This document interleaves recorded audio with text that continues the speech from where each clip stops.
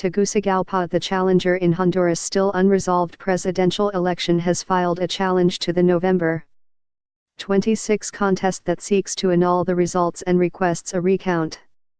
Salvador Nasser Alla, candidate of the opposition alliance, and his campaign team handed over the paperwork with just minutes to spare before a midnight deadline Friday. The Honduran Electoral Court's original tally put President Juan Orlando Hernández ahead by more than 52,000 votes, or 1.6%.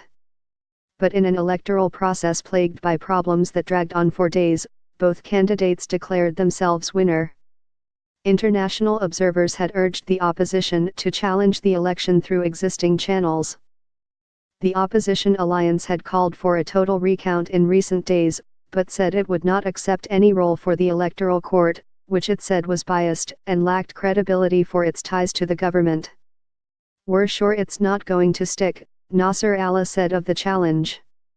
"It is going to serve for us as a reference point to be able to travel abroad and say that we exhausted the local process."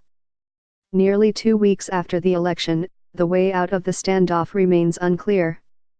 The Electoral Court is in the midst of a recount of the votes in nearly 5,000 ballot boxes that it says could take several more days.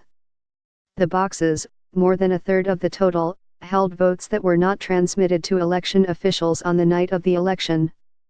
The court has said that they otherwise present no inconsistencies. The Electoral Court has 30 days from the election to declare a winner, potentially placing an announcement square in the holiday season. A local bar association also filed a challenge to annul the election on the grounds that Honduras' constitution does not allow re-election. The country's Supreme Court had earlier cleared the way for Hernández to run. After several days under a curfew called in the wake of some looting and property destruction, the government allowed people to move about freely in most of the country, including the capital Friday. More demonstrations were expected through the weekend.